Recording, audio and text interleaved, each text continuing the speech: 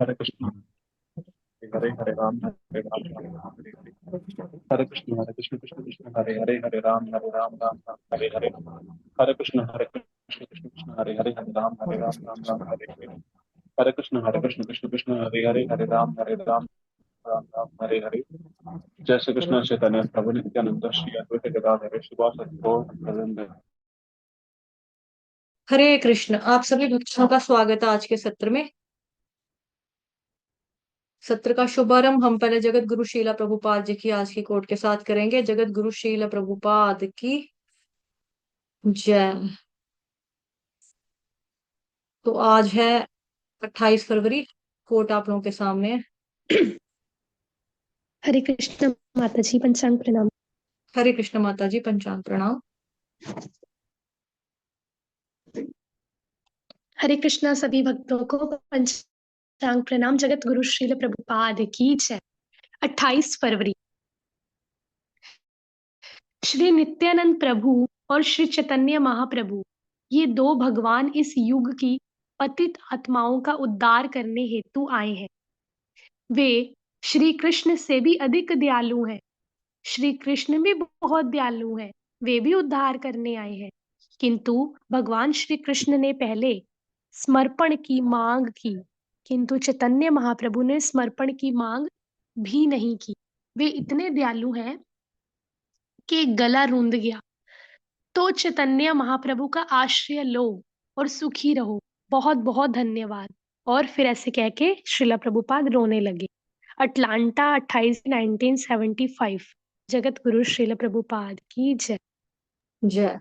हरे कृष्णा। तो आज हम करेंगे छठा श्लोक अध्याय का, जिसका नाम है परम गुह्य ज्ञान, 9 चैप्टर। यथाकाश स्थितो नित्यं वायु सर्वत्र गो महान् तथा सर्वाणि भूतानि मत्स्थानीत्युपधारय।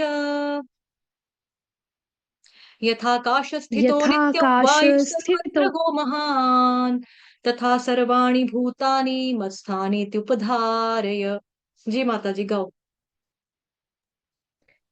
यथाकाश स्थितो नित्यं वायु सर्वत्र गो महान् तथा सर्वाणि भूतानि भूतानि मत्स्थानि मत्स्थानीत्युपधारया। उपधारय।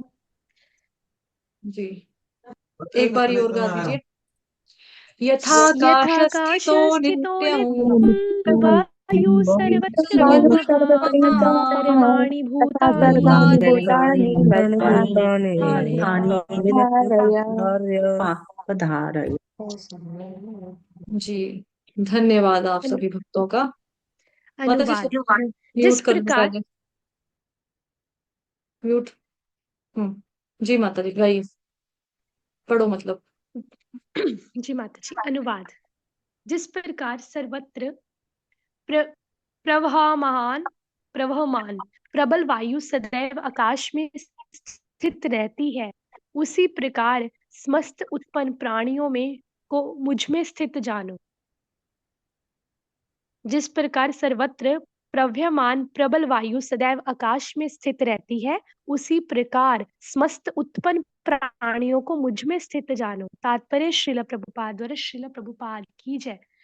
सामान्य जन के लिए यह समझ पाना बहुत कठिन है कि इतनी विशाल सृष्टि भगवान पर किस प्रकार आश्रित है, किंतु भगवान उदाहरण प्रस्तुत करते हैं जिससे हमें समझने में सहायता मिले।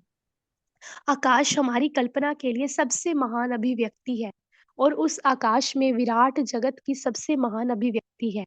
वायु की गति से प्रत्येक वस्तु की गति प्रभावित होती है, किंतु वायु महान होते हुए भी आकाश के अंतर्गत ही स्थित रहती है, वह आकाश से परे नहीं होती। इसी प्रकार समस्त विचित्र विराट अभिव्यक्तियों का अस्तित्व भगवान की परम इच्छा के फल स्वरूप है और वे सब इस परम इच्छा के अधीन है। जैसा कि हम लोग प्राय कहते हैं, माता जी स्क्रीन, हम लोग प्राय कहते हैं कि उनकी इच्छा के बिना तो एक पत्ता भी नहीं हिलता। इस प्रकार प्रत्येक वस्तु भगवान की इच्छा के अधीन गतिशील है। उनकी ही इच्छा से सारी वस्तुएं उत्पन्न होती हैं, उनका पालन होता है तथा उनका संहार होता है। इतने पर भी वे प्रत्येक वस्तु से उसी तरह पृथक रहते हैं जिस प्रकार वायु के कार्यों से आकाश रहता है। उपनिषदों में कहा गया है यद्भिषावाथ पवते, वायु भगवान के भय से प्रवाहित होती है। तैत्तिरीय उपनिषद 2.8.1, बृहदारण्यक उपनिषद में 3.8.9 में कहा गया है एतस्य वा अक्षरस्य प्रशासने गार्गी सूर्यचन्द्रमसो विधृतौ तिष्ठत्, एतस्य वा अक्षरस्य प्रशासने गार्गी विद्याय वा पृथिव्यप्यो पृथिव्यो विधृतो तिष्ठत्। भगवान की अध्यक्षता में परमा देश से चंद्रमा, सूर्य तथा अन्य विशाल लोक घूम रहे हैं। ब्रह्म संहिता यानी कि 5.52 भी कहा गया है। माता जी ये पढ़ेंगे आप? यच्चक्षुरेश सविता सकल ग्रहाणाम पढ़ लो ठीक पढ़ रही हो। राजा समस्त सुर मूर्तिर शेष तेजाः यस्याज्ञा भ्रमति संभृत काल चक्रो गोविंदम आदि पुरुषम तम अहम भजामि। ये सूर्य की गति का वर्णन है। यहाँ कहा गया है कि सूर्य भगवान का एक नेत्र है और इसमें ताप तथा प्रकाश फैलाने की अपार शक्ति है। तो भी यह सूर्य गोविंद की परम इच्छा और आदेश के अनुसार अपनी कक्षा में ही घूमता रहता है। अतः हमें वैदिक साहित्य से इसके प्रमाण प्राप्त है कि यह विचित्र तथा विशाल लगने वाली भौतिक सृष्टि पूरी तरह भगवान कृष्ण के वश में है। इसकी व्याख्या इसी अध्याय के अगले श्लोकों में की गई है। हरे कृष्णा। श्रील हरे कृष्ण। जगत गुरु श्रील प्रभुपाद की जय। धन्यवाद माता जी, बहुत अच्छा पढ़ा। हरि बोल। एक सेकंड, थोड़ा सा रुकेंगे, मैं कुछ ढूंढ रही हूँ, 1 मिनट में प्रेजेंटेशन अपनी कोई। यथाकाश स्थितो नित्यं वायु सर्वत्र गो महान्, तथा सर्वाणि भूतानि मत्स्थानि त्युपधारय। 9th chapter.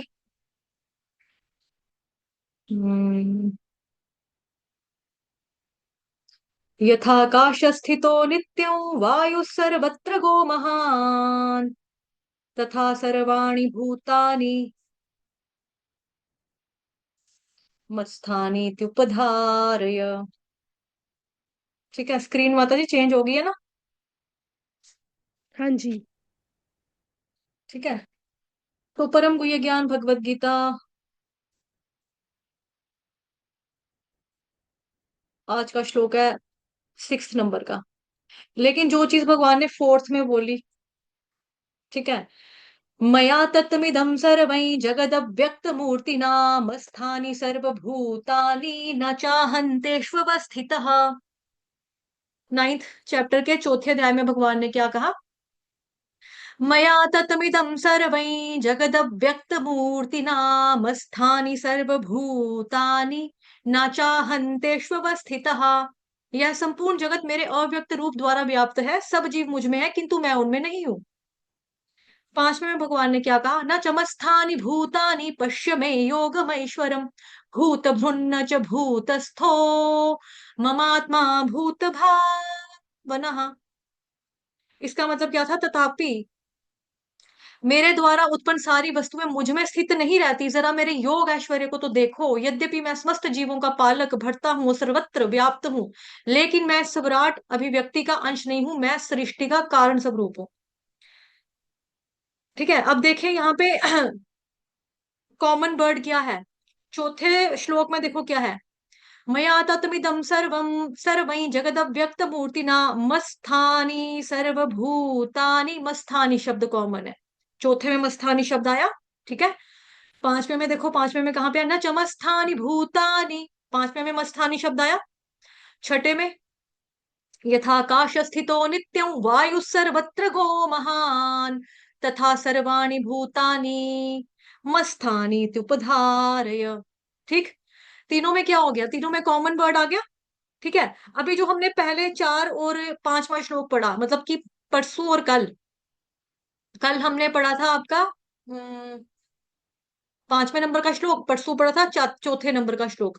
तो वो दोनों बेसिकली क्या है? विरोधाभासी हैं, है ना, मतलब कि क्या बताया वहां पे भगवान ने, देखो इसमें, संपूर्ण जगत मेरे अव्यक्त रूप द्वारा व्याप्त है, सब जीव मेरे में है लेकिन मैं उनमें नहीं हूँ, सब जीव मुझ में है लेकिन मैं उनमें नहीं हूँ।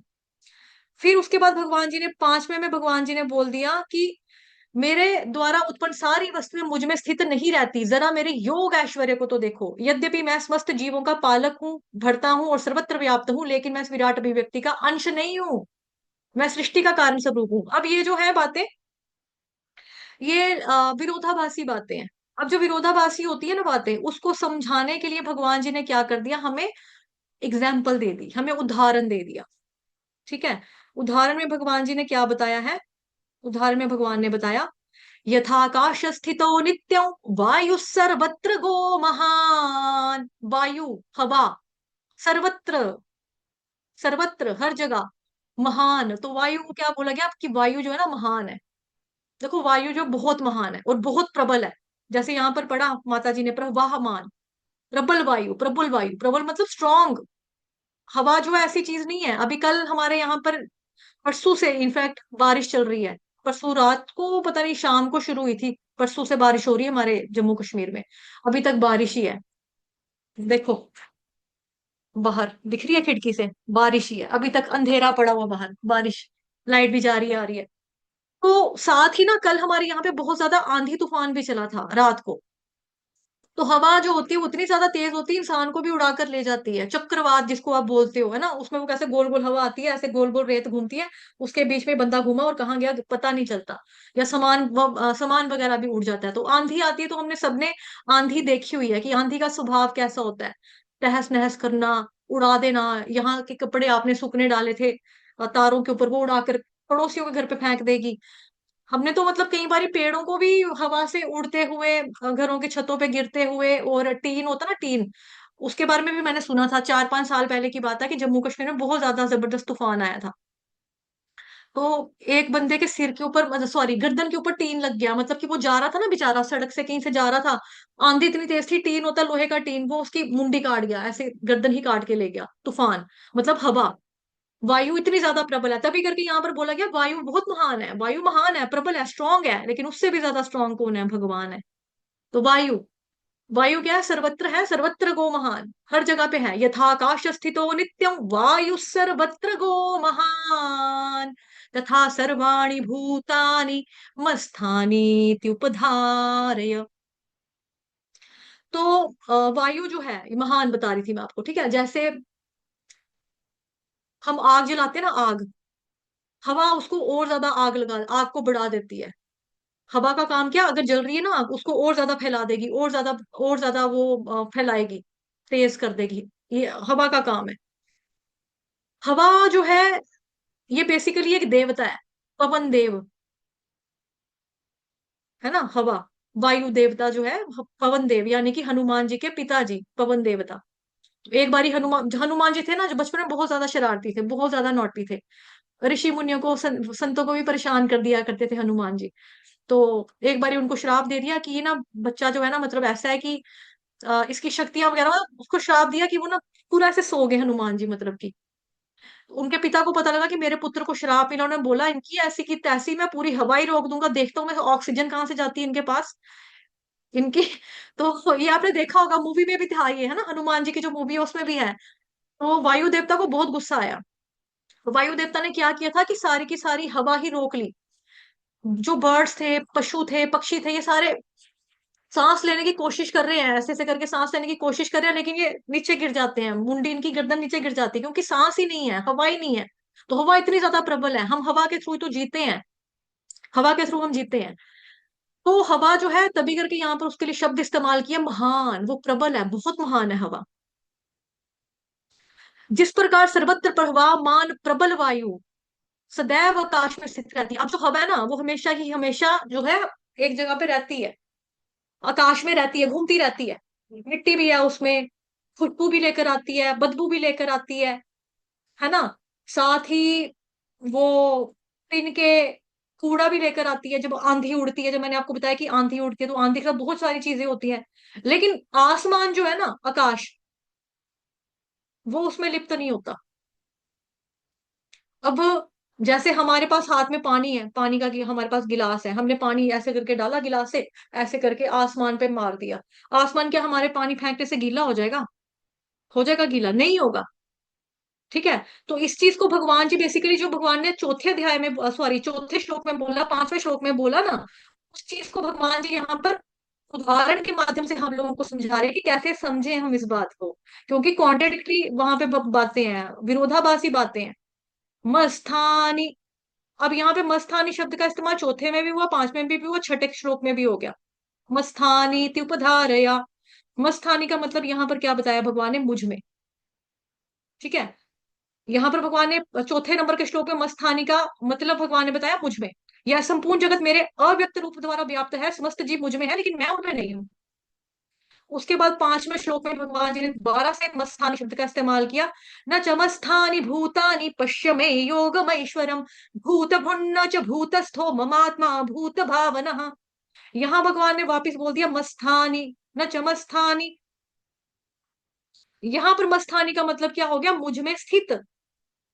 वहां पे मुझ में, चौथे नंबर के श्लोक में, यहाँ पर भगवान बता रहे हैं मुझ में स्थित। अब छठे श्लोक यानी कि आज के श्लोक में भी भगवान ने बोला है। ठीक, आज के श्लोक में भगवान ने क्या बोल दिया? यथाकाश स्थितो नित्यं वायु सर्वत्र गो महान, तथा सर्वाणि भूतानि मत्स्थानीत्युपधारय। मत्स्थानीत्युपधारय। मत्स्थानी का मतलब यहां पर भी क्या है? मुझ में स्थित। त्युपधारय, इस प्रकार से इसको समझो। मस्थानी त्युपधारय, इस प्रकार से इसको समझो कि मुझ में स्थित है। किस तरह से? उस तरह से आप समझो। अब समझने के लिए भगवान जी यहाँ पर क्या बता रहे हैं? एनोलॉजी, उपमा दे रहे हैं। जब कभी हमको नहीं समझ में आती हैं बातें, चीजें, तो हमको एग्जाम्पल के माध्यम से समझाया जाता है। आप इस चीज को कैसे क्लियर करो? एग्जाम्पल सुनो, एग्जाम्पल को समझो, फिर आपको ये चीज क्लियर होगी। तो हमें उपमा दी जाती है ना, एग्जाम्पल दी जाती है। जिस प्रकार सर्वत्र प्रवाहमान प्रबल वायु सदैव आकाश में स्थित रहती है, उसी प्रकार समस्त उत्पन्न प्राणियों को मुझ में स्थित जानो। ये भगवान जी यहाँ पर बता रहे हैं। तो आकाश में वायु बह रही है, ठीक है, लेकिन आकाश जो है वो हवा से विरक्त होता है। विरक्त का मतलब अटैचमेंट नहीं है उसको, जैसे यहाँ पर बोला ना कि मतलब कि लिप्त नहीं होते।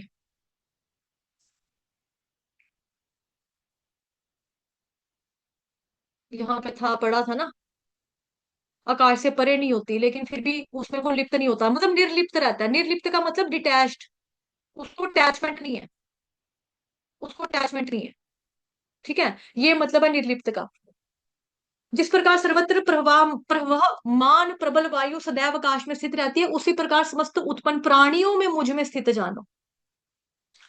अब इवन दो हवा जो है वो आकाश पर डिपेंड करती है, निर्भर करती है, क्योंकि परम सत्य जो है हमारा श्रीमद् भागवत महापुराण, ग्रंथ था श्रीमद् भागवतम महापुराण, उसका जो पहले ही अध्याय का, पहले ही कैंटो का पहला अध्याय, पहला ही जो श्लोक है, मतलब पहले जो तीन श्लोक था बेसिकली वो मंगलाचरण है। तो पहला श्लोक है, जन्माद्यस्य यतोऽन्वयादितरतश्चार्थेष्वभिज्ञस्वराट् तेने ब्रह्महृदाय आदिकवये मुह्यन्ति यत्सूरयः तेजो वारिमृदां यथा विनिमयो यत्र त्रिसर्गो मृषा धाम्ना स्वेन सदा निरस्तकुहकम् सत्यं परं धीमहि। तो उसमें शब्द आता है स्वराट। इंडिपेंडेंट है भगवान। बाकी जितनी भी चीजें हैं ना, चाहे वो जड़ है, चाहे वो चेतन है, चाहे वो चल रही है, चाहे वो नहीं चल रही है, वो सारी की सारी क्या है? वो भगवान पर ही डिपेंडेंट है। जैसे आकाश है, आसमान है, ये डेड है ना, डेड मटीरियल ना, लेकिन भगवान पर निर्भर करता है ये भी। सवराट शब्द का इस्तेमाल हो रहा है ना, सवराट। सवराट का मतलब है कि भगवान इंडिपेंडेंट है। बाकी हम इस जगत में जितनी भी वस्तुएं देखते हैं, जितनी भी वस्तुएं हमको नजर आती है, चाहे वो उसमें जान है, चाहे वो बेजान है, वो सारी की सारी वस्तुएं बेसिकली आ रही हैं तो कहाँ से आ रही हैं? भगवान से आ रही है, भगवान से आ रही है। ठीक है। और भगवान पर ही निर्भर करती हैं। उनका जो अस्तित्व है भगवान जी के ऊपर टिका हुआ है, लेकिन भगवान का अस्तित्व किसी के ऊपर भी नहीं टिका हुआ है। जैसे लोग कहते हैं कि सब कुछ भगवान ने बनाया, हाँ, तो भगवान को किसने बनाया? कल भी इस बारे में हमने चर्चा की थी। सब कुछ भगवान ने बनाया, तो भगवान को किसने बनाया? अगर भगवान को भी बनाने वाला कोई हो गया तो फिर तो हम उसकी पूजा करने चले जाएंगे, उसकी शरण में जाएंगे ना हम, कि ये देखो इसने भगवान को बनाया, ये भगवान से ज्यादा ताकतवर है, इसने भगवान को बनाया, चलो इसकी पूजा करो।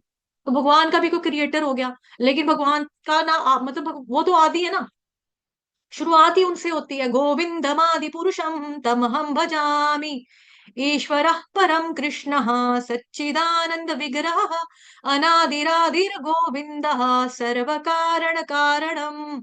इस जगत में जो भी चीजें हमें दिखाई देती हैं, जो भी चीजें दिखाई देती हैं, सर्व कारण कारणम, उनका कारण है तो कौन है? श्री कृष्ण चंद्र भगवान। उसका प्रत्येक वस्तु का कारण है, हर एक चीज का कारण जो कोई है, कारण स्वरूप भगवान खुद है। कल भी हमने ये पढ़ा था ना, कारण स्वरूप भगवान बताते हैं कि मैं हूँ, 15वां पेज में, ठीक है।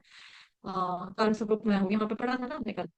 ये देखो, लेकिन मैं इस विराट अभिव्यक्ति का अंश नहीं हूँ, क्योंकि मैं सृष्टि का कारण स्वरूप हूँ। जैसे इसके लिए हमने उदाहरण देखे थे कि जो पापा है या जो मम्मा है, उनका ये नहीं होगा कि भाई मेरे मम्मी पापा ना मेरा हिस्सा है, मैं अपने मम्मी पापा का हिस्सा हूँ। उसी तरह से हम भगवान जी का हिस्सा है, हम जीवात्मा जीवांश भगवान जी के है ना, उनके अंश है। हमको ये भगवान हमारा अंश है, भगवान हमारा अंश नहीं है। उसी तरह से हम लोग भगवान पे डिपेंडेंट है, निर्भर है, हमारा अस्तित्व उनके ऊपर टिका हुआ, हमारा आधार उनके ऊपर है। ये जो आधार कार्ड भी है ना, आधार कार्ड लेकर जो हम चलते हैं, आधार कार्ड वो आ रहा है तो मतलब कि हमारा जो आधार कार्ड क्या है, बेसिकली हमारी पहचान, हम कौन है। हमारी पहचान पे जो आ रही है आधार कार्ड, वो कहाँ से आ रही है? भगवान ही बेसिकली उसका बेस है, हम लोग नहीं है। हमारा अस्तित्व उन्हीं के ऊपर टिका हुआ है। तो भगवान कह रहे हैं जो कुछ भी है सृष्टि का कारण स्वरूप भी मैं हूँ। ठीक है, अभी छठे श्लोक को कल और परसों के माध्यम से थोड़ा समझेंगे ना, फिर हमें अच्छे से समझ में आ जाएगा। तो ये चीज है कि भगवान कह रहे हैं कि हवा जो है आकाश में है, लेकिन वो उससे डिटैच रहती है, विरक्त रहती है, आसक्ति नहीं होती उसकी कोई भी। इवन दो हवा आकाश पर निर्भर कर रही है। और आकाश ही नहीं होगा तो स्पेस नहीं होगी, स्पेस नहीं होगी तो हवा कैसे बहेगी, कैसे चलेगी, है ना। आकाश जो है बेसिकली हर तरफ है, सब ओर है, सब तरफ है आकाश। जैसे मेरे पास ये पानी की बोतल है, ठीक है, ये पानी की बोतल है ये। तो ये पानी की बोतल है, अगर मैं इसमें से खाली मानो ये बोतल खाली है, मेरी पानी की बोतल खाली है, खाली है, इसके अंदर पानी नहीं है, लेकिन हवा तब भी इसके अंदर होगी, हवा तब भी इस बोतल के अंदर है। तो हवा जो है बेसिकली क्या बताया जा रहा है कि इस तरह से हवा जो है ना वो डिपेंडेंट है। अब इसका हवा का आकाश कौन सा हो गया, जो इसके अंदर बोतल के अंदर हवा है, उसका आकाश कौन सा हो गया? ये ढक्कन हो गया ना उसका, आसमान, छत उसकी, ये हो गया। तो हवा इसको कभी छू नहीं सकेगी, लेकिन टच नहीं कर सकेगी, इसके अंदर हवा होगी लेकिन टच नहीं कर सकेगी इसको कभी भी, है ना। अगर स्पेस नहीं होगी इस बोतल के अंदर, हवा मूव कैसे करेगी, बहेगी कैसे? तो उसी तरह से आकाश जो है, वो तो सब और है, हर तरफ है, लेकिन आकाश उस वायु पर डिपेंडेंट नहीं होता, निर्भर नहीं करता। बल्कि वायु का बहना जो है वो आकाश पर निर्भर करता है, वो आकाश पर निर्भर करता है। और पर आकाश इसमें जो है वो लिप्त नहीं होता, उससे वो अटैच नहीं होता, डिटैचमेंट है उसकी। ठीक है, ये चीज तो, हालांकि इस एग्जाम्पल के अंदर जो आकाश है वो एक निर्जीव तत्व है। जैसे ना अर्थ, ये जल पृथ्वी वायु अग्नि आकाश, जो आकाश तत्व है ये बहुत ही डल है। तो जो डल है, जो मृत है, जो डेड है, उसका आसक्त होना या अनासक्त होना, उससे क्या ही फर्क पड़ेगा, है ना, क्या फर्क पड़ेगा? तो हर एक की अपनी अपनी लिमिटेशंस होती हैं, सबकी अपनी अपनी है ना सीमाएं होती हैं, लेकिन भगवान पूरी तरह से जीवंत है, भगवान जीवित है। और जो जीवित है, जो जीवित होता है वो आसक्त तो हो सकता है कि भाई ये मेरी सृष्टि है, लेकिन भगवान तब भी नहीं हो रहे हैं, ये मेरी सृष्टि है। लेकिन इस उपमा के माध्यम से हमको समझना है कि जिस तरह से प्रत्येक वस्तु भगवान जी के ऊपर निर्भर है ना, लेकिन भगवान उससे आसक्त नहीं है, और भगवान ना ही उस पर निर्भर है। अब जो निर्भर होता है ना वो आसक्त भी होता है। जैसे भौतिक संसार में भी कहते हैं उसको कुछ हो गया तो मेरा क्या होगा, मुझे कौन देखेगा, है ना। तो हम निर्भर है ना, तो हमारी आसक्ति बनी रहती है किसी ना किसी वे में, चाहे वो अपना लाइफ पार्टनर हो, चाहे वो अपने बच्चे हो, चाहे वो मम्मी पापा हो, है ना, कोई भी, या दोस्ती हो। मेरा दोस्त ही है, एक मेरा दोस्त है, और जो बाकी फ्रेंड्स है मेरे, वो तो मेरे साथ इतनी बात भी नहीं करते, यही एक मेरी पक्की सहेली है। अगर ये नहीं होगी मेरी जिंदगी में, मुझे कौन पूछेगा? आसक्ति तभी होती है जब हमारा प्यार होता है, ठीक है, और जब हमें जरूरत होती है, और जब हम निर्भर होते हैं दूसरे के ऊपर। लेकिन हमें आसक्ति किसके प्रति रखनी है? मेरा कोई ना सहारा बिन तेरे, नंदलाल सावरिया मेरे। हमें आसक्ति अगर रखनी तो केवल कृष्ण के प्रति रखनी है, ठीक है, केवल और केवल कृष्ण के प्रति हमें हमारी आसक्ति होनी चाहिए। तो यही चीज हमें भगवान जी अब उपमा के माध्यम से समझा रहे हैं। अभी हम इसी एनालॉजी को थोड़ा सा एक्सप्लेन करते हैं। जैसे आसमान है, ठीक है, जैसे आसमान है, और आसमान को क्या किया हुआ है, एक उल्टा बॉल रखा हुआ है, ठीक है, इसको ये बॉल आ गया ना, आसमान, ये एक उल्टा बॉल रखा हुआ है। ऐसे समझो, बाउल के अंदर जो है हवा घूम रही है। खिड़च खिड़च हो रहा होगा, मतलब कि अगर इसको चिमका दें तो बाउल के अंदर हवा घूम रही है। अब जो बाउल के अंदर हवा घूम रही है ना, वो चाहे तो वो दाएं जा सकती है, बाएं जा सकती है, मतलब बाउल के अंदर जो एयर है, जो बाउल के अंदर हवा है, वो चाहे तो आगे पीछे घूम सकती है, ऊपर नीचे दाएं बाएं आगे पीछे नीचे, ऐसे ऐसे करके पूरे चारों छुपेरे। चारों छुपेरे का मतलब वो चारों तरफ वो मूव कर सकती है हवा। बह रही है हवा बाउल के अंदर। हवा इस बाउल के अंदर फ्री है, कभी ऊपर कभी नीचे, कभी दाएं कभी बाएं, लेकिन वो इस बाउंड्री को क्रॉस नहीं कर सकती। वो इस बाउंड्री को क्रॉस नहीं कर सकती, है ना, कि भाई फाड़ फूड़ के चलो निकल जाओ, ऐसा नहीं हो सकता। बाउंड्री बाउंड्री के अंदर ही रहेगी। जैसे मैंने आपको बोतल की एग्जांपल दी अभी, ठीक है, पानी के बोतल की एग्जांपल दी ना, पानी की बोतल दिखाई आपको, उसमें क्या है कि पानी भले ही नहीं है लेकिन हवा तो अंदर है। लेकिन हवा फाड़ कर, बोतल फाड़ कर, क्या बोलते हैं, बोतल का ढक्कन फाड़ कर हवा बाहर आ जाएगी, ऐसा कभी होता है क्या? ऐसा नहीं होगा। ठीक है, तो वैसे नो डाउट की हवा जो है महान है, लेकिन अगर मैंने उसके ऊपर ऐसे रख दिया तो बेसिकली ये जो बताया मैंने, ये क्या है, ये आसमान हो गया ना, आसमान बहु आसमान हो गया, तो उसके अंदर हवा फ्री है, वो घूम सकती है, मूव कर सकती है, लेकिन बाउंड्री को क्रॉस नहीं कर सकती। लिमिट्स हैं उसकी, उसकी भी एक सीमा है, उसकी भी एक सीमा है ना, उससे बाहर नहीं जा सकती वो। जैसे कोरोना वायरस आया था, तो कोरोना वायरस के दौरान क्या हुआ था, हम लोग मास्क पहन के रखते थे ना। अब मास्क पहनने का मतलब क्या था कि जो हमारा हवा है ना, नाक से हम सांस लेते हैं, मुंह से छोड़ते हैं, कई कई लोग तो मुंह से भी लेते हैं ऐसे करके। मैंने बड़ों को देखा हो, कई लोग मुंह से सांस लेते हैं, उनका मुंह हमेशा खुला ही रहता है, ऐसे रहता है उनका मुंह। वैसे नाक से लेते हैं, लेकिन कई लोग मुंह से भी लेते हैं। तो नाक और मुंह के खेल में क्या होता है कि मतलब ऑक्सीजन लेना, ऑक्सीजन हालांकि जो मुंह से लेगा वो कार्बन डाइऑक्साइड ही लेगा। गलत है ये। मैसेजेस आ रहे हैं, एक मिनट। आवाज कटी है क्या माता जी? ओके, ठीक है, दूसरे फोन से आ जाओ, कोई बात नहीं। तो हवा जो है, मतलब हम जब मास्क पहनते थे ना, मास्क पहन लेते थे, तो उससे क्या होता था कि हमारी जो अपनी ऑक्सीजन या कार्बन डाइऑक्साइड जो भी, ऑक्सीजन तो हम ले रहे हैं, इनहेल किया और एक एक्सहेल किया, छोड़ा हमने कार्बन डाइऑक्साइड, वो दूसरा जो जर्म्स है जो हमारी सांसों के माध्यम से दूसरे व्यक्ति के पास ना पहुंचे, तो हमने हमारे मास्क जो था वो आसमान करके ना कंट्रोल कर लिया उसने, यहाँ तक कंट्रोल हो गया। कंट्रोल हो गया ना यहाँ, कि भाई ये वाली हवा जो मेरे अंदर है वो दूसरे बंदे को पास करके उसको कोई बीमार ना बना दे। अगर जिसको मतलब कोरोना था या जिसको नहीं भी था, सबके केस में यही था ना कि हवा, सोशल डिस्टेंस मेंटेन कर कर रखो। अगर व्यक्ति बाहर जा रहा है, किसी से मिल रहा है, जुड़ रहा है, तो आप मास्क पहन के जाओ, सैनिटाइजर का इस्तेमाल करो, है ना। तो उससे क्या हो गया कि हमने बाउंड्री बना दी ना अपनी हवा के लिए, अपनी मुंह की जो हवा है हमारी, कार्बन डाइऑक्साइड, उसके लिए हमने बाउंड्री बना दी मास्क पहनकर, कि भाई यहां तक वो रहेगा लेकिन उससे बाहर नहीं जाएगा, दूसरे वाले व्यक्ति को वो वो नहीं करेगा, लाइक असर नहीं डालेगा वहां पे जाकर। समझी बात? तो वही चीज है कि हम बाउंड्री को क्रॉस नहीं कर सकते। तो उसी तरह से ये जो मैंने आपको एग्जांपल दी, ये वाली आसमान और बाउल वाला एग्जांपल दिया, इसमें क्या बताया कि हवा जो है बाउल के अंदर घूम सकती है, आगे पीछे ऊपर नीचे दाएं बाएं, लेकिन वो बोले ये बाउल है और ये हवा, ये फाड़ के निकल जाएगी इसको ऐसे करके बाहर, तो वो चीज नहीं होगी, वो नहीं है। ठीक है, वो बाउंड्री को पार नहीं कर सकती। अगर बाउंड्री को पार कर देगा तो बाउंड्री लगाने का क्या मतलब है?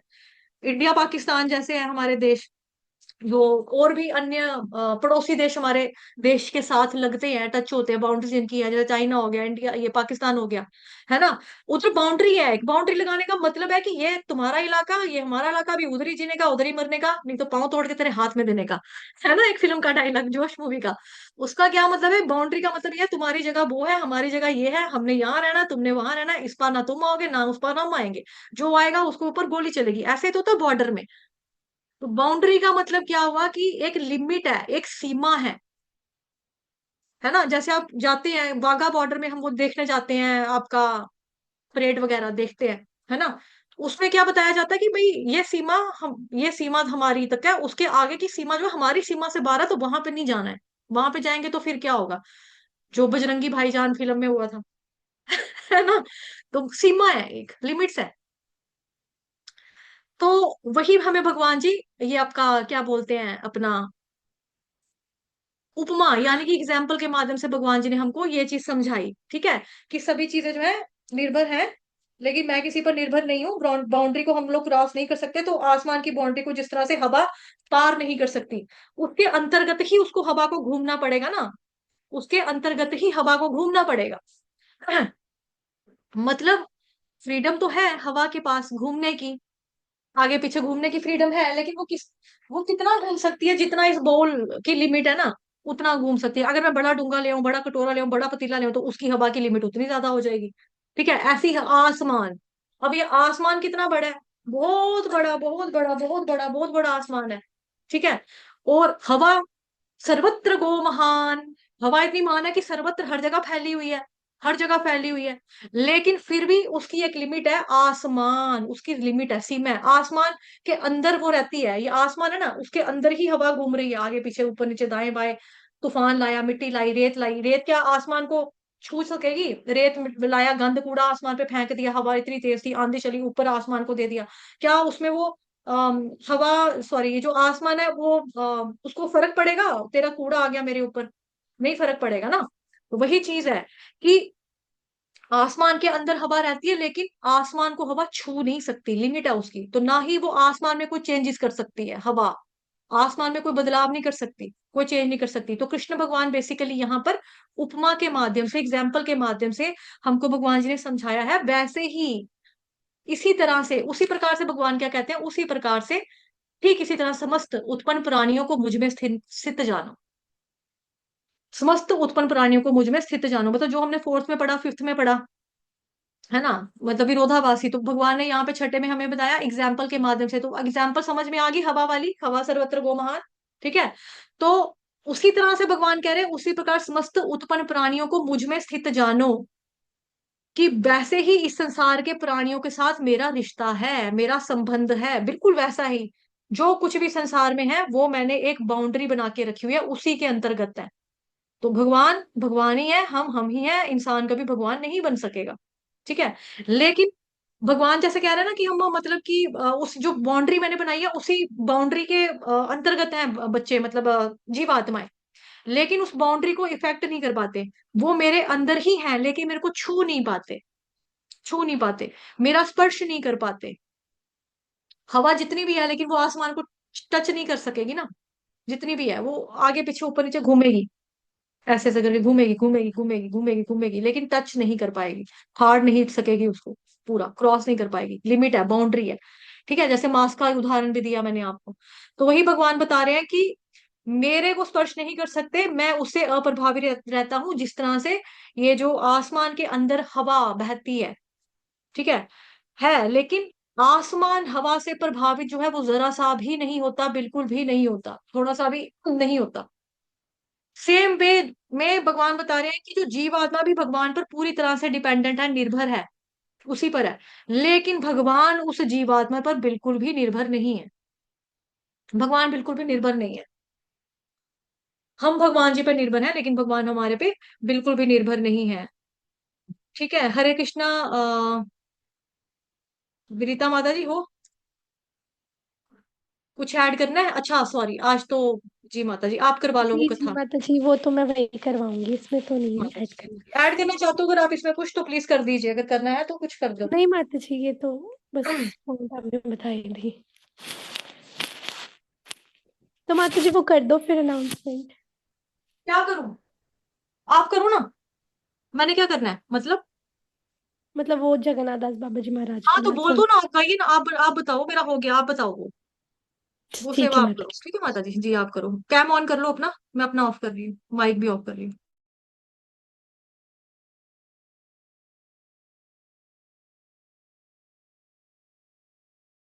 माता जी मुझे को होस्ट बना दो, वो बार बार बंद हो रहा है ना। तो हरे कृष्णा सभी भक्तों को पंचांग प्रणाम। तो जैसे कि आप सबको पता है, आज हमारे जगन्नाथ दास बाबा जी महाराज जो हैं, जो हमारे जो गुरु हैं, जिन जैसे आप सबके पास होंगे, उनके तो जो फ्रेम है, उनकी जो प्रतिमा है, जो पंच गुरु है, उसमें जो आते हैं श्रील जगन्नाथ दास बाबा जी महाराज। तो उनके बारे में जो है आज हम उनकी जीवनी के बारे में जो है हम आज वो जानेंगे, उनके बारे में थोड़ा सा पढ़ेंगे, ताकि हम उनसे इंस्पिरेशन ले सके कि कैसे अच्छी भक्ति करनी है। तो आज उनका डिसअपियरेंस डे है, 28/2 है आज, तो आज उनका डिसअपियरेंस डे है। तो ठीक है माता जी, मैं थोड़ा वीडियो कैमरा बंद कर देती हूँ, नहीं तो फिर मैं नोट्स नहीं देख पाऊंगी ना। ओके माता तो जी। बहुत अच्छी जीवनी है, आप सुनोगे ना तो आप सब शॉक्ड हो जाओगे कि मतलब इतना कुछ है जानने वाला, मतलब हमें तो पता ही नहीं था ना, मुझे खुद भी इतना कुछ नहीं पता था। तो ठीक है, शुरू करते हैं। पहले हम इनका प्रणाम मंत्र बोलेंगे। गौरविर्भाव भूमस्त्वं निर्देष्टा सज्जन प्रिया, वैष्णवा सर्वभौम श्री जगन्नाथाय ते नमः। तो जो जगन्नाथ दास बाबा जी महाराज हैं, तो ये प्रणाम मंत्र जो हम ये उनका हमने गाया, तो इस प्रणाम मंत्र का मतलब है कि मैं अपनी जो रिस्पेक्टफुल ओबेसेंसेस है वो श्रीला जगन्नाथ दास बाबा जी महाराज के सामने जो रखता हूँ, मतलब उनको ऑफर करता हूँ। जो क्या है वो, he is the respected by the entire Vaishnav community, मतलब जितनी भी वैष्णव कम्युनिटी है सबके द्वारा रिस्पेक्टफुल है। और क्या है, उन्होंने जो चैतन्य महाप्रभु है, जहाँ पे चैतन्य महाप्रभु अपीयर हुए थे ना, मतलब प्रकट हुए थे ना, उनके प्राकट्य स्थान की खोज की थी श्रीला जगन्नाथ दास बाबा जी महाराज ने। तो जैसे कि आप सबको पता है, अभी हमने उनके बारे में पढ़ा कि श्रीला ये भक्ति वेदांत, ऐसी भक्ति वेदांत स्वामी प्रभुपाद जी क्या कह रहे थे अभी कि उन्होंने पत्र में लिखा था ना कि जो चैतन्य महाप्रभु है ना, वो कृष्ण से भी ज्यादा वो है, दयालु है, कृष्ण से ज्यादा दयामय है वो। ठीक है, मतलब कृष्ण जो है ना, आपके अपराधों को वो क्षमा ना भी करे ना, कभी कभी ऐसा भी होता है कि कई बार हम बहुत अपराध कर देते हैं, गलतियां कर देते हैं, तो कृष्ण भगवान न्याय के हैं, न्याय के भगवान बोला जाता है उनको। तो वो मतलब कृष्ण बोलते हैं ना भगवत गीता में कि मैं सबों के लिए, सब मेरे लिए समान है, तो मैं भेदभाव नहीं करता, पक्षपात नहीं करता। लेकिन चैतन्य महाप्रभु जो है ना, वो इतने दयालु है ना कि आप कितने भी अपराध करते हो, मतलब इसका मतलब ये नहीं कि हम जानबूझ के अपराध करें, अपराध करते हो मतलब बहुत सारे अपराध हमसे हो जाते हैं, भक्ति में भी हो जाते हैं, वैष्णवों के प्रति भी हो जाते हैं। तो हम अपराध कितने भी करें, लेकिन चैतन्य महाप्रभु जो है वो इतने दयालु हैं कि वो सारे अपराधों को हमारे क्षमा कर देते हैं। तो जगन्नाथ दास बाबा जी महाराज भी यही कहते हैं, वो हम अभी उनकी जीवनी में पढ़ेंगे। तो जो जगन्नाथ दास बाबा जी महाराज थे, उन्होंने चैतन्य महाप्रभु का जो अपीयरेंस स्थान है, मतलब कि उनका प्रकट्य स्थान, उसका खोज किया था। ठीक है, तो अभी हम आगे देखेंगे जो श्रीला जगन्नाथ दास बाबा जी महाराज हैं, कब उनका कब प्राकट्य हुआ था। He was born around 1800 AD, 1800 AD साल में, मतलब जो उनका जो प्राकट्य हुआ था।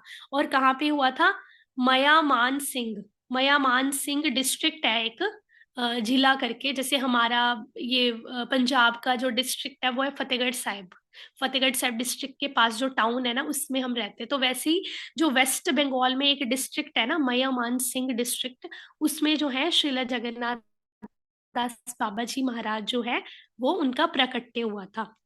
तो उनकी ना, मतलब जो उनकी जो जीवनी है ना, उनके बारे में ज्यादातर लोग नहीं जानते है ना, हमें भी नहीं पता इतना, क्योंकि हमें भी सुनने को नहीं आता, बहुत कम लोग जानते हैं, और जो भी जानते हैं बहुत मतलब अच्छा लिखा गया उनके बारे में। ठीक है, तो जो उनके जो डिसाइपल थे, उनके डिसाइपल थे, उनका नाम था श्री मधुसूदन दास बाबा जी। मधुसूदन दास बाबा जी थे, वो कहाँ पे रहते थे, सूर्य कुंड पे रहते थे। और उन्होंने ही जो था, इट वाज फ्रॉम मधुसूदन दास बाबा जी, जब जगन्नाथ दास बाबा जी महाराज टुक इनिशिएशन, जगन्नाथ दास बाबा जी महाराज की जो दीक्षा हुई थी वो इनसे ही हुई थी, मधुसूदन दास बाबा जी महाराज से। ठीक है, तो इनके गुरु महाराज का नाम क्या हुआ, मधुसूदन दास बाबा जी महाराज। तो जो भक्ति विनोद ठाकुर है, हम सबको पता है कि भक्ति विनोद ठाकुर के बारे में ना, ये तो हमने सुना है। तो भक्ति विनोद ठाकुर के साथ जब वो मिले थे श्रीला जगन्नाथ दास बाबा जी महाराज, वो 1880 एडी के अराउंड मिले थे। और वो इतने इंस्पायर्ड थे ना भक्ति विनोद ठाकुर जी की भक्ति देख के कि वाह, इतने ज्यादा कि मतलब उनको ना उनका एंथुजियाज्म देख के कि वाह, ये प्रचार कितना अच्छा करते हैं। क्योंकि जो श्रीला भक्ति विनोद ठाकुर थे ना, वो बहुत इंटेलिजेंट थे। इतने अच्छे तरीके से प्रचार करते थे, भक्ति करते थे, है ना। तो उनकी जो इन चीजों से थे ना, वो जगन्नाथ दास बाबा जी महाराज इतने इंस्पायर्ड थे ना कि कभी कभी वो भक्ति विनोद ठाकुर जी के घर पे भी जाते थे रहने के लिए। तो उनका जो घर था ना भक्ति विनोद ठाकुर का, वो कहा था मनी कतला स्ट्रीट पे, ठीक है, कैलकट्टा में। तो जो भक्ति विनोद ठाकुर थे ना, वो बड़े खुश होते थे कि जगन्नाथ दास बाबा जी महाराज मेरे घर पे आए भगवान कृष्ण का प्रसाद पाने के लिए। लेकिन जो जगन्नाथ बाबा जी महाराज थे ना, वो भौतिक चीजों से, दुनियादारी से ना दूर ही रहते थे। तो वो इतना किसी के घर पे जाते आते नहीं थे, बहुत कम, जैसे ओकेशनली, जैसे कोई त्योहार आ गया या फिर कोई ऐसे ओकेशन आ गया तो ही जाते थे वो। लेकिन भक्ति विनोद ठाकुर हमेशा उनको इनवाइट करते थे कि मेरे घर पे आओ, प्रसाद पाओ, है ना। तो जो जगन्नाथ दास बाबा जी महाराज है, उनका जो भक्त था, सर्वेंट, उसका नाम था बिहारी दास। तो वो जो बिहारी दास था, वो इतना पावरफुल था, इतना स्ट्रांग था कि वो जगन्नाथ दास बाबा जी महाराज जो थे ना, वो चल नहीं सकते थे क्योंकि वो बहुत एज्ड हो गए थे ना। तो उनको अपनी टोकरी में बिठा के ना, वो यहाँ जो होते हैं ना मोढे, क्या बोलते हैं माता जी इसको, शोल्डर, कंधे, कंधों पे टोकरी उठा के, टोकरी में बिठा के लेके जाते थे इधर से उधर। तो देखो कितनी बड़ी चीज है ना, टोकरी पे बिठा के जाना, मतलब वो भी किसी सर्वेंट का। तो और ऊपर से जब उनको टोकरी में बिठा के जाते थे ना, एक जगह से दूसरी जगह, तो जब भी कोई कीर्तन होता था, जैसे कि चैतन्य महाप्रभु का गौर निताई का कीर्तन, तो वो क्या करते थे, जगन्नाथ दास बाबा जी महाराज एकदम अपनी टोकरी से बाहर निकलते, उछलते और जोर जोर से कीर्तन करने लग जाते, डांस करने लग जाते। मतलब इतनी एज थी उनकी, ठीक है, फिर भी तो कीर्तन करते जोर जोर से, और उनकी जो मतलब बॉडी थी ना, रोमांच आ जाता था उनमें। रोमांच तो आप समझ ही गए होंगे ना, कि एंथुसियाज्म आ जाता था एकदम से। तो और फिर वो ना निताई जो है ना, निताई निताई निताई निताई का भजन गाते थे, वो भी हम जानेंगे। ठीक है, तो निताई निताई का भजन गाते थे कि वाह गौर निताई कितना अच्छा तुमने वो दिया है, वाह गौर निताई मतलब गौर निताई की प्रेस करते थे कि तुमने कृष्ण का कितना अच्छा नाम दिया है, हरे कृष्ण कृष्ण कृष्ण हरे हरे, हरे राम राम राम हरे हरे, इतना अच्छा मंत्र दिया है।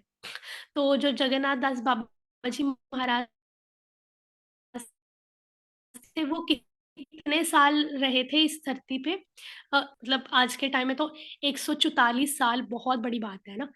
तो उन तो जैसे कि वो कैसे कहाँ पे रहते थे, आधा टाइम तो वो रहते थे, 6 महीने तो नवद्वीप धाम में रहते थे, 6 महीने वो रहते थे व्रजमंडल में। ठीक है, नवद्वीप धाम में 6 महीने और 6 महीने में व्रजमंडल में, उनकी मतलब यही कोशिश होती थी कि मैं ऐसे आधा आधा टाइम रहूं। तो जो ये थे ना जगन्नाथ दास बाबा जी महाराज, तो इन्होंने क्या किया, इनको ना सबने, भक्ति विनोद ठाकुर ने और जो सभी वैष्णव थे, उन्होंने कौन सा टाइटल दिया था, सर्वभौम का, मतलब चीफ ऑफ वैष्णव, वैष्णवों के सबसे बड़े चीफ, मतलब मेन हेड, मुखिया।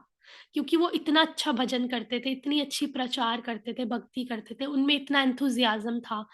तो जब उनकी उम्र हुई ना 125, 125 साल के हुए जब श्रीला जगन्नाथ दास बाबा जी महाराज, तो उनकी जो बॉडी थी ना, वो झुक गई थी। तो एक बार मैं आपको फोटो भी दिखा देती हूँ यहाँ पे।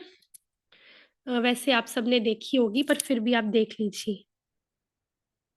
अभी माता जी दिख रही है ना फोटो? हरे कृष्णा, है, सुन नहीं रहा? कोई थम्स अप दे दो कि मतलब उनकी हाँ फोटो माता जी दिख रही है दिखाई अभी। दे रहा, मैंने म्यूट किया हुआ था ना अपने आप को, मैं बोल रही थी, दिख रहा है दिख रहा है। अच्छा अच्छा, तो आप देख रहे होगे कि इनकी जो बॉडी है कैसी झुकी हुई है, मतलब हम्म। कुब निकला हुआ है पूरा। ठीक है, ये हमारे सबके घर पे भी होगी इनकी प्रतिमा, ये इस्कॉन से इजीली मिल जाती है, और गौड़िया मठ से भी मिल जाएगी अगर आप उससे कनेक्टेड हो तो। तो इनकी जो बॉडी है ना, ये 100, जब ये 125 साल के हुए ना, माता जी आवाज कम हो 125 गई, ईयर्स के। आवाज कम होगी, फोटो हरे दिखाने के कृष्णा, बाद। अभी आ रही है ठीक? हाँ फोटो दिखाने के बाद समझ नहीं आया। अभी ठीक आ रही है? हाँ हाँ अभी ठीक है माता जी। तो इनकी जो बॉडी थी ना, वो ऐसे झुक गई थी, बेंट हो गई थी, कुब निकल गया था, सेमी सर्कल। और इनकी जो आंखें है ना, आंखें, वो ये आप देख रहे हो पलके, तो इनकी जो पलके है ना, ऐसे गिर गई थी आंखों के ऊपर। मतलब आप देखते हो ना, छोटी छोटी इतनी इतनी आंखें हो जाती हैं, कुछ दिखता ही नहीं, हार्डली कुछ दिखता है, क्योंकि एज बहुत हो गई थी।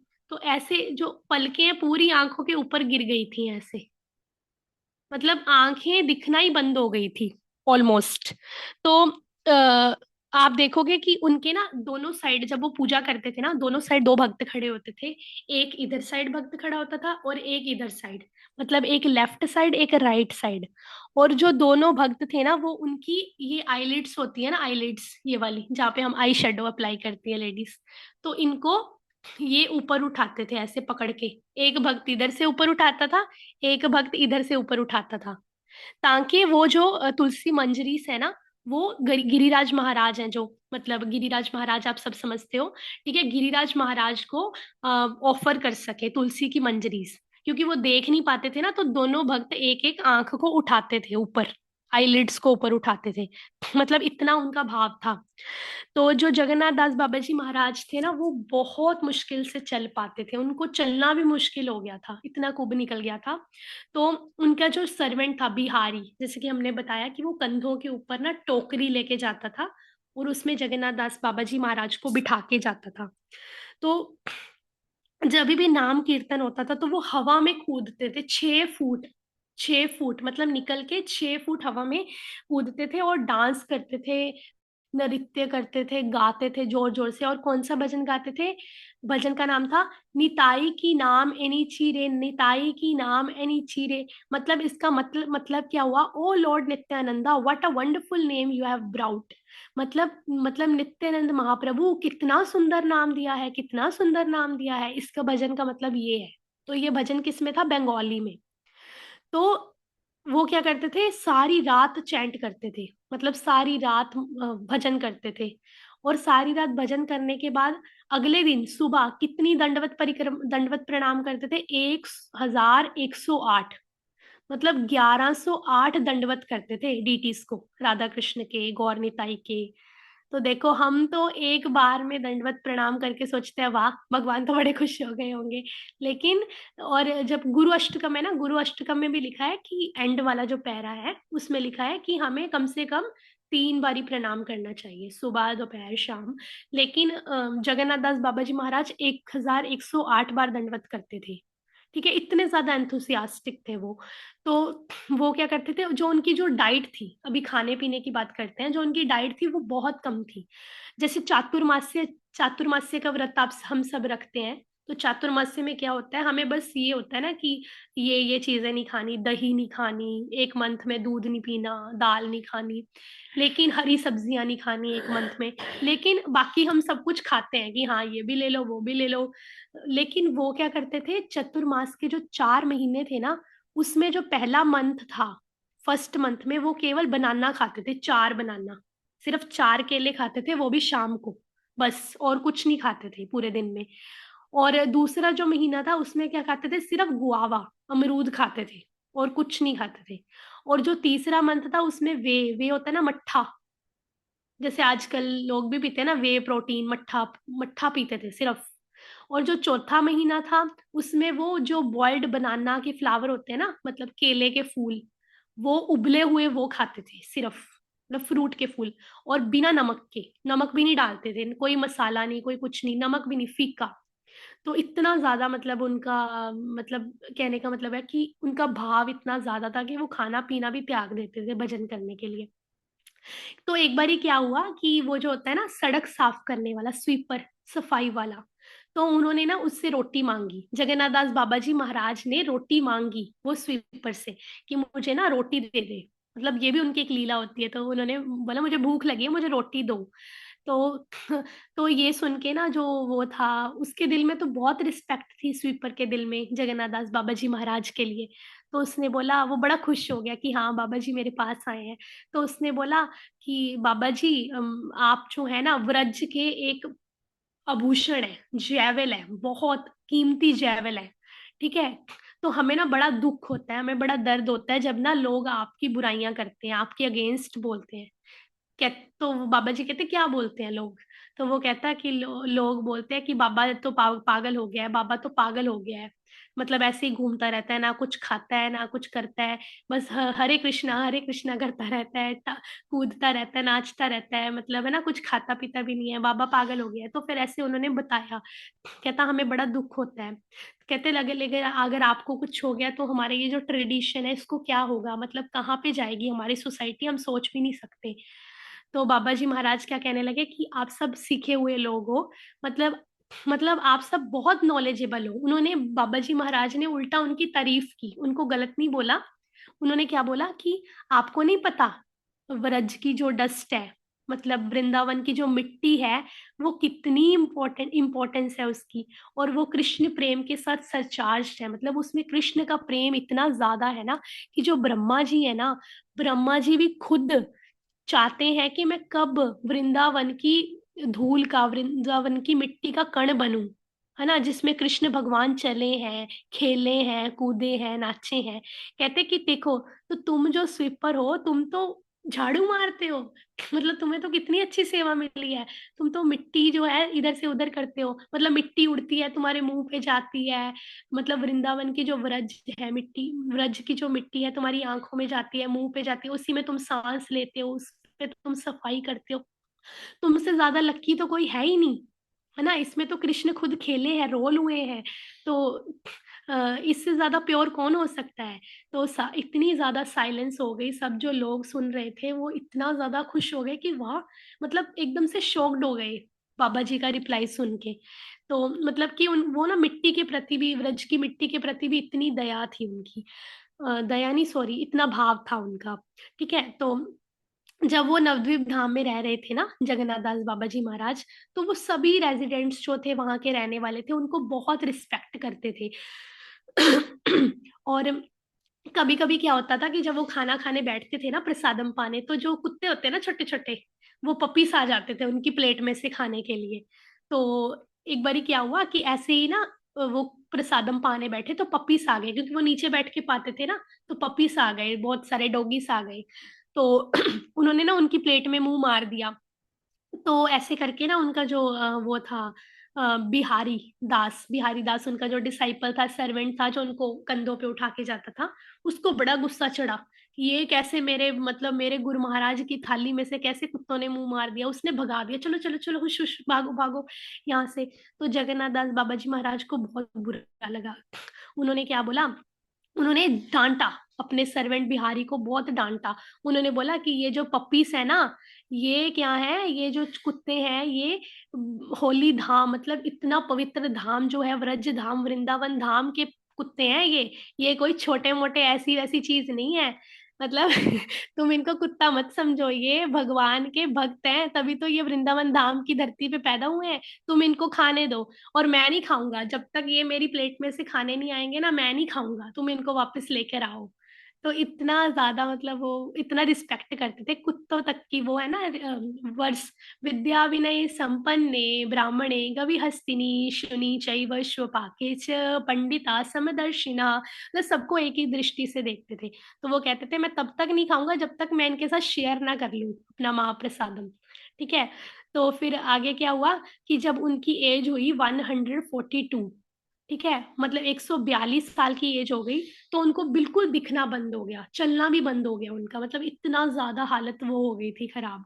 तो तो मतलब क्या हुआ कि ये जब पता चला ना भक्ति विनोद ठाकुर को, तो उन्होंने जगन्नाथ दास बाबा जी महाराज को कहा कि चलिए आप हमारे साथ, कि हम, आप ना चैतन्य महाप्रभु का अभी ना वो अपीयरेंस प्लेस है ना जो, वो हम खोजते हैं। तो फिर मतलब क्योंकि उनको पता था अभी टाइम आ गया लीला करने का, तो उन्होंने उनको वहां पे लेके गए। तो वो इतना ज्यादा गौरंग प्रेम के साथ, इतना ज्यादा उनके अंदर भाव था गौरंग के प्रति, चैतन्य महाप्रभु के प्रति, कि वो क्या करते थे, वो इतनी जोर जोर से हवा में कूदते थे, नाचते थे, हरे कृष्ण का महामंत्र गाते थे। और उन्होंने किसकी खोज की, चैतन्य महाप्रभु के योग पीठ की खोज की उन्होंने। ठीक है, तो इतने, मतलब क्या होता था फिर उन्होंने क्या किया, जब उनको पता चला कि अभी मेरे जाने का टाइम आ चुका है इस धरती से, तो उन्होंने जो शास्त्र की नॉलेज थी, शास्त्र विद्या थी, जो जगन्नाथ दास बाबा जी महाराज के पास भाव था कृष्ण प्रेम के प्रति, ठीक है, सब कुछ वो उन्होंने किस में ट्रांसफर कर दिया, भक्ति विनोद ठाकुर में, मतलब उनको दे दिया सब कुछ, कि तुम अब आगे संभालो, है ना, कैसे तुम्हें ये चलाना है, प्रीचिंग ये हो गया, हरे कृष्णा मूवमेंट हो गया, कैसे चलाना है तुम अब देखो। तो ये कौन लिखते हैं, ये श्रीपाद बीवी नारायण महाराज जो है वो लिखते हैं अपनी उसमें। तो हम अभी जगन्नाथ दास बाबा जी महाराज के वो पढ़ेंगे इंस्ट्रक्शंस जो अपने वो डिसाइपल्स को देके गए, मतलब हमारे लिए, जो हमारे लिए वो देके गए हैं आगे। वो पहला क्या है उनका, मतलब बहुत सारे देके गए हैं बट अभी मेन मेन उसमें से उन्होंने बताया इंस्ट्रक्शन। पहला है you must avoid women man who associates with women, और with a man who is anyway associates with a man who associates with a women. मतलब हमें ऐसी औरतों को, मतलब ऐसे लोगों के साथ वो नहीं रखना, एसोसिएशन नहीं रखना जो जो जो लड़कों के साथ लड़कों के एसोसिएशन में रहती हैं, ठीक है। और हमें ऐसे आदमियों के साथ भी, मतलब लड़कों के लिए बताया है प्रभु जी इसके लिए कि उनको ऐसे प्रभु जी से या ऐसे मेन का वो है ना, दूर रहना चाहिए ऐसे लोगों से जो औरतों के साथ रहते हैं, औरतों के साथ एसोसिएशन करते हैं। क्यों? क्योंकि वो हमारी भक्ति में बाधा है ना, क्योंकि भक्ति अच्छे से नहीं हो पाएगी नहीं तो हमारी, है ना। दूसरा, to realise the supreme goal of life you must Hari repeat Hari naam regularly and स्टेडफास्टली। मतलब अगर आपको कृष्ण प्रेम प्राप्त करना है, हायर गोल पे जाना है, तो तुम्हें बार बार हरे कृष्ण नाम दोहराना होगा। जितना हो सके उतना ज्यादा हरि नाम जपो, कीर्तन करो, जोर जोर से जपो, धीरे धीरे नहीं, जोर जोर से जपो, दूसरों को भी प्रचार करो और खुद भी करो। और स्टेडीनेस, मतलब जोर जोर से जपने का मतलब क्या है कि ताकि दूसरों का भी उद्धार हो उससे, है ना। और ये आपकी पूरी लाइफ कंटिन्यू रहना चाहिए, मतलब कॉन्स्टेंटली कंसिस्टेंसी रहनी चाहिए, ये नहीं आज किया कल नहीं किया। तीसरा क्या बताया उन्होंने, तीसरी इंस्ट्रक्शन क्या दी कि नेवर फॉरगेट गोरा। जैसे कि आज हमने क्या पढ़ा, श्रीला भक्ति वेदांत स्वामी प्रभुपाद जी के लेटर में कि ऐसा कह के श्रीला प्रभुपाद रोने लगे। उन्होंने पत्र में लिखा कि गौर महाप्रभु है ना, वो कृष्ण से भी ज्यादा मर्सीफुल है। तो यही इंस्ट्रक्शन जो है श्रीला जगन्नाथ दास बाबा जी महाराज भी देके गए थे कि कभी भी गौर महाप्रभु चैतन्य महाप्रभु को मत भूलो, क्योंकि वो ना कृष्ण से भी ज्यादा मर्सीफुल है, दयालु है। तो फिर उन्होंने ये भी बोला कि जो कृष्ण है ना, वो तो ऐसे है ना कि आपकी जो भी आपने बुरे कर्म किए हैं या आपने अपराध किए हैं, ऑफेंसेस किए हैं, उसका वो न्याय करते हैं। मतलब अगर आपने गलतियां की हैं, गलत काम किए हैं, तो उसका आपको फल मिलेगा, अच्छे किए तो भी। लेकिन जो गौर महाप्रभु है ना, अगर आपने आपसे गलत काम हो भी गया या अपराध हो भी गए ना, तो भी उसको क्षमा कर देते हैं चैतन्य महाप्रभु। तो इतने ज्यादा मर्सीफुल है। तो आपको किसके पास जाना है, चैतन्य महाप्रभु के पास जाना है। तो उन्होंने ये भी बोला श्रीला जगन्नाथ दास बाबा जी महाराज ने कि कृष्ण जो है वो द्वापर युग के अवतार है, द्वापर युग में आए, लेकिन चैतन्य महाप्रभु कब आए, वो कली युग में आए। तो कली का युग है ना ये, तो कलयुग के राजा कौन हुए, चैतन्य महाप्रभु। तो उन्होंने ये बोला कि जैसे एक होता है ना एक युग का या हमारे राज्य का जो राजा होता है, तो हम राजा के अंडर रहते हैं ना, राजा की हम ज्यादा रिस्पेक्ट देंगे या जो पुराना राजा रह के गया उसको रिस्पेक्ट देंगे ज्यादा। मतलब कहने का मतलब ये है कि कृष्ण को भी आपने रिस्पेक्ट देनी है, कृष्ण भी उद्धार करते हैं, लेकिन क्योंकि ये कलयुग में चैतन्य महाप्रभु आए, तो हमें चैतन्य महाप्रभु की तरफ ज्यादा भाव होना चाहिए, उनके पास हमने ज्यादा प्रार्थनाएं करनी है, ठीक है। तभी कृष्ण जो है चैतन्य महाप्रभु का अवतार लेकर आए हैं ताकि हम उनके पास जाएं। तो ये वो इंस्ट्रक्शन वो देके गए। तो आगे क्या है, तो एक उन्होंने हमें उनको, तो वो जो जप करते थे, वो जो भजन करते थे ना श्रीला जगन्नाथ दास बाबा जी महाराज, वो है ना उनका मतलब कुंड कुंड हो गया ना, जो सूर्य कुंड उस वृंदावन में, वहां बैठ के उसके उसके कुंड के ऊपर बैठ के जप करते थे, ठीक है। तो ये उन्होंने वो भी दिखाया है, सोनार गोराउंड का मंदिर दिखाया है जहाँ पे गौर निताई के डीटीज है। मैं आपको एक बार दिखा देती हूँ। हाँ, ये आप देख रहे होगे जो मंदिर है, अभी घर सा बन गया है, वैसे मंदिर ही है ये, ठीक है। आप जाओगे, मतलब इसको थोड़ा वो कर दिया है, कंस्ट्रक्ट कर दिया है ना, रिकंस्ट्रक्ट अच्छा सा बना दिया है। तो ये सोनार गोरंग टेम्पल है गोपाल बाग में, वृंदावन में। तो ये गौर निताई के डीटीज जो है यहाँ पे रखी गई हैं, तो जो जगन्नाथ दास बाबा जी महाराज के द्वारा, ठीक है। तो और ये जो कृष्ण भगवान की वो क्या बोलते हैं उनको, लीला है ना, कृष्ण भगवान की लीला में उन्होंने रसिक मंदिर के रूप में प्रवेश किया। तो ये थी श्रीला जगन्नाथ दास बाबा जी। तो अभी हम 3 बारी हरे कृष्ण महामंत्र बोल के ठीक है, जगन्नाथ दास बाबा जी महाराज के लिए 3 बारी हरे कृष्ण महामंत्र बोल के उनको वो करेंगे, ओबिसेंसेस पे करेंगे। हरे कृष्णा कृष्ण कृष्ण हरे हरे, हरे हरे राम राम राम राम हरे हरे, हरे हरे कृष्णा कृष्ण कृष्ण कृष्ण हरे हरे, हरे राम राम राम राम हरे राम हरे, हरे हरे हरे हरे कृष्ण कृष्णा कृष्ण कृष्ण कृष्ण कृष्ण कृष्ण हरे कृष्ण हरे, हरे हरे हरे राम राम राम राम हरे हरे। श्रीला जगन्नाथ दास बाबा जी महाराज की जय। जय हो। और निताई की जय। जय जगत गुरु श्रीला प्रभुपाद की जय। जय। जय। हरे कृष्ण। वाञ्छाकल्पतरुभ्यश्च कृपा सिन्धुभैव च पतितानां पावनेभ्यो वैष्णवेभ्यो नमो नमः। अनंत कोटि वैष्णव वृंद की जय। जगत गुरु शील प्रभुपाद की जय। श्री कृष्ण चंद्र भगवान की जय। ग्रंथराज श्रीमद् भागवतम महापुराण की जय। श्रीमद् भगवद गीता यथारूप की जय। आज के अनंत की जय। आप सभी भक्तों की जय। तो कल से भागवतम महापुराण का बुक रीडिंग वाला बैच जो है वो शुरू कर रहे हैं, वापिस से कंटिन्यू कर रहे हैं। और आप लोगों ने बोला था स्टार्टिंग से करेंगे। ऐसे तो 11 चैप्टर पढ़ चुके हैं, लेकिन आप लोगों ने कहा था कि स्टार्टिंग से करेंगे, तो फिर अब स्टार्टिंग से ही करेंगे। तो कल शाम को आ, क्या बताया था मैंने, टाइम 4:15 बताया था शायद से, है ना? मुझे मेरा शेड्यूल चेक करने दो ना। 4:15, हाँ 4:15 बजे से लेकर ना 5 बजे तक का टाइम है मेरे पास। तो 4:15 बजे कल जुड़ जाएंगे, ठीक है? सही है? बताइए, सभी लोग अनम्यूट है मेरी साइड से। सही है माता जी। जी माता जी। हरे ठीक है, कृष्णा। ठीक है, 4:15 बजे आ जाएंगे कल। लेकिन सुबह 3 बजे आ जाएंगे चैंटिंग सेशन में। 3 बजे ऑन हो जाता है, 3 से लेकर 6:45 तक चैंटिंग, फिर भगवत गीता की क्लास। उसके बाद थोड़ा सा और मौसम चेंज होगा तो शाम वाला बैच श्लोका वाली क्लास का भी लगा देंगे। आप में से कौन है जो लर्न कर रहा है 9 चैप्टर साथ साथ में? है कोई जिसने लर्न किया? सुनाएगा कोई? 9th चैप्टर के अभी कितना श्लोक हुए? 6 श्लोक पढ़े ना, चलो 5 आज वाले को निकाल देते हैं। आज वाला तो लर्न करेंगे। 5 श्लोक किस किस को आते हैं 9 चैप्टर के? 5 नहीं आते, 2 आते हैं। चलो ठीक है माता जी, आपने 2 भी किए। हरी बोल। आप सुना दोगे कौन से हाँ आते हैं? 2 सुना दो। हाँ माता जी सुना दो। एक मिनट।